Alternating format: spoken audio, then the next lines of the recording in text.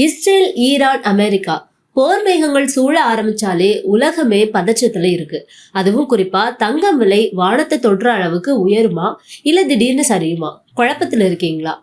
தங்கம் விலை இப்ப ஏன் இப்படி ஆட்டம் காணுது? இது நகை வாங்க சரியான நேரமா இல்ல இன்னும் குறைய வாய்ப்பு இருக்கா? இதோ நம்மளோட இணைஞ்சிருக்கிறாரு கோல்ட் குரு சாந்தகுமார் சார். அவரோட தெளிவான கணிப்புகள் இதோ. சார், இப்போ ஈரான் போர்னால பெட்ரோல், டீசல் விலை ஏறுச்சு அப்படின்னா, தங்கம் விலையும் கண்டிப்பா ஏறுமா? இதுக்கு நடுவுல என்ன சம்மந்தம் இருக்கு சார்? இல்ல. இப்ப அதுதான் நீங்க கேட்கறதுக்குள்ளயே பார்த்தீங்கன்னா, ஒரு எடுத்துக்காட்டு வந்திருக்கு. இப்ப தங்கத்தினுடைய விலை குறைஞ்சிருக்கு. நேத்துக்கு இன்னைக்கு மட்டுமே ஒரு ரூ. 2200 மேல குறைஞ்சிருக்கு. இது ஏன் குறைஞ்சது அப்படின்னு பார்த்தீங்கன்னா, மெயின் க்ரூட் ஆயில். அந்த க்ரூட் ஆயில் இப்ப டிமாண்ட் ஆயிடுச்சு. அது விலை ஏறிக்கிட்டு இருக்கு.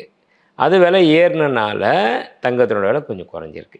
ஸோ அதுக்கு ஆப்போசிட் ரியாக்ஷன் ஆப்போசிட் ரியாக்ஷன் இப்போ நடந்துக்கிட்டு இருக்கு. ஓகே. இது இன்றைக்கி நடந்துக்கிட்டு இருக்க விஷயம். இன்றைக்கி இன்னும் 2 3 நாள் கழிச்சு என்ன நடக்கும்னு யாருக்கும் தெரியாது. இதனால தான் நடந்திருக்கா அப்படின்னு சொல்லி ஜஸ்டிஃபை பண்ணலாமே தவிர, இது நடக்கும் அப்படின்னு யாராலையுமே 100% சொல்ல முடியாது.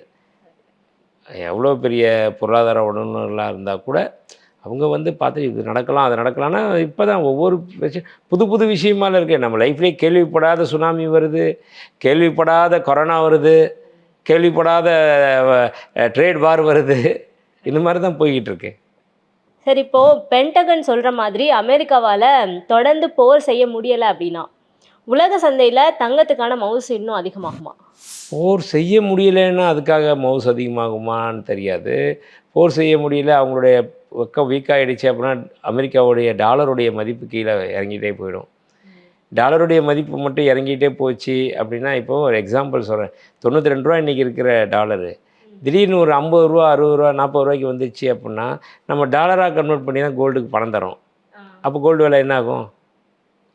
டாலருடைய விலையில் தான் 90 கொடுக்குறோம். 50 வந்துடுச்சு டாலர்னா தங்கமும் குறைஞ்சிரும்.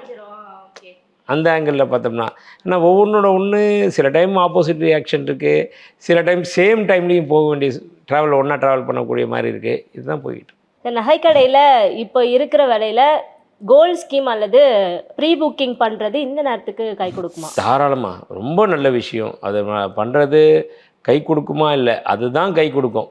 ஏன்னா பணம் இருக்கிறவங்க எப்போ எடுக்கலாம் அப்படின்னு பணத்தையே மட்டும் வச்சுக்கிட்டு இருந்தாலே விலை ஏறிடுது. அதனால் ப்ரீ புக்கிங் பண்ணலாம். இல்லை ஜுவல் சேவிங் ஸ்கீம், அப்பப்போ மாதம் தான் ப்ரீ புக்கிங் பண்ணுற அளவுக்கு என்கிட்ட பணம் இல்லை, ஆனால் மாதம் எனக்கு வருமானம் வருதுன்னா அதுக்கு அந்த நகைச்சீட்டாக போட்டு கோல்டு ஆவரேஜ் ஸ்கீம் அதை போட்டு வைக்கிறது நல்ல விஷயம். சரி, இப்போ ஷேர் மார்க்கெட்டில் முதலீடு செஞ்ச பணம் எல்லாம் போயிருமோன்னு ஒரு பயம் உருவாகிருக்கு முதலீட்டாளர்கள் இடையில. ஸோ அந்த பணத்தை எடுத்து தங்கத்தில் போடுறது நல்லது. தாராளமாக போடலாம்.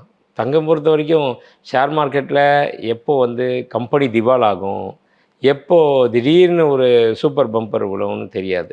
சூப்பர் பம்பர்ன்றது எப்போயாவது ஒரு வாட்டி தான் கிடைக்கிது. அதாவது ஷேர் ட்ரேடிங்கில் பொறுத்த வரைக்கும் என்ன சொல்கிறாங்கன்னா, 100க்கு 90 பேர் பணத்தை விட்டுட்டு தான் போகிறாங்க, ஒரு 10% பணத்தை எடுத்துகிட்டு போகிறாங்க அப்படின்னு ஒரு லாஜிக் இருக்குது.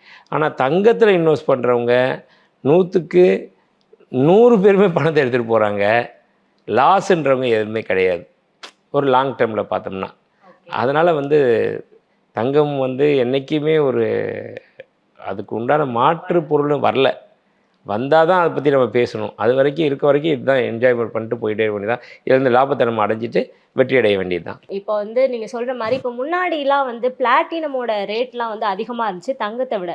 ஆனால் இன்றைக்கி பிளாட்டினமோட ரேட்டு ரொம்ப கம்மி, 6000. இதே மாதிரி தங்கமோட நிலைமை ஒரு நாள் ஆகும்னு நீங்கள் நினைக்கிறீங்களா? அந்த மாதிரி வர்றதுக்கு வாய்ப்பு இல்லை. அன்றைக்கி கூட பிளாட்டினம் விலை ஜாஸ்தி, தங்கம் விலை கம்மியாக இருந்தப்போயும் என்ன ஆயிருந்துச்சுன்னா, மக்களுடைய தேவைகள் தங்கத்தில் தான் இருந்துச்சு. தங்கமோட விலை இன்னும் அதிகமானப்பையும் தங்கத்தில் தான் இருக்குது. தங்கத்துக்கு மாற்று பொருள் வந்தால் ஒழிய இதை எதுவுமே மாற்றமே வராது. மக்கள் எல்லாரோட மனசுலையும் எப்போவுமே இருக்கிற ஒரு முக்கியமான கேள்வி இது. 2026 இறுதிக்குள்ளே தங்கம் விலை ஒரு சாதாரண நடுத்தர குடும்பத்துக்கு எட்டாக்கனியாக மாறிடுமா? ஸோ உங்களோட இறுதி கணிப்பு? கண்டிப்பாக தங்கத்தினுடைய விலை எட்டாக்கனியாக தான் இப்பயே ஆயிடுச்சு. மாறிடுமான்றது இனி ஃப்யூச்சரு. நான் சொல்கிறது ப்ரெசண்ட்லேயே சொல்கிறேன், இப்போயே எட்டாக்கனியாக தான் ஆயிடுச்சு. ஏன்னா அவங்களுடைய வருமானம் இந்த ஒரு 1-2 வருடங்கள்லேயே 10லேருந்து 15%, 20% சம்பள உயர் கிடச்சிருக்கும். இப்போ போன வருஷத்துக்கு ஒருத்தர் ரூ. 1000 ஒரு நாளைக்கு சம்பளம் வாங்கியிருந்தாருன்னா, இன்றைக்கி அவருக்கு ரூ. 1200 இல்லை ரூ. 1300 தான் சம்பளம். 30% முதலீடு. ஆனால் தங்கம் அப்படி இல்லையே. போன வருஷம் இருந்த தங்கம் இன்னைக்கு டபுள் ஆயிடுச்சு. கரெக்ட். நீங்க சொல்றது சரிதான் சார். ஏன்னா இப்போ ஒரு 2 சவரன் எடுக்கலாம்னு தங்கம் சேர்த்து வைக்கணும், ஒரு வாரத்துல அதை வாங்க முடியாது. வாங்க முடியல. அதான் சொல்கிறேன், போன வருஷம் 7150 ரூபா இருந்த தங்கம் அப்படியே டபுள். சம்பளம் அப்படி டபுள் ஆச்சா யாருக்காது, சாமானியருக்கு? இல்லை. அப்போ இப்பயே அது எட்டாக்கணி தானே. நான் ஒரு வியாபாரியாக இருந்து இல்லை அதெல்லாம் ஆகலை அப்படின்னு சப்பக்கட்டு கட்டுக்கிற நான் சொல்லலை. சொல்லுவாங்க ஊர் சைட்லலாம், சும்மா நீ உன் பிள்ளை தப்பு பண்ணால் கூட நீ சப்பக்கட்டு கட்டுறியாருப்பாங்க. அது மாதிரி அது கிடையாது.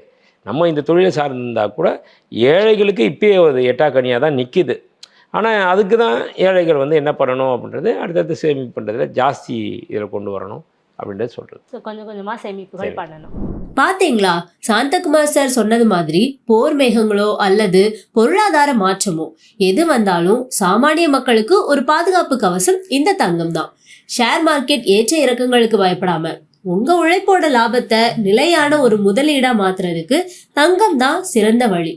சார் சொன்ன இந்த முக்கியமான பாயிண்ட்டை நீங்க கவனிச்சிங்களா? தங்கம் வாங்க இதுதான் சரியான நேரம். ஏன்னா தங்கம் என்னைக்குமே உங்களை கைவிடாது. இந்த வீடியோ உங்களுக்கு பயனுள்ளதா இருந்தா உடனே லைக் பண்ணுங்க, உங்க நண்பர்களுக்கும் ஷேர் பண்ணுங்க. Subscribe to One India and never miss an update.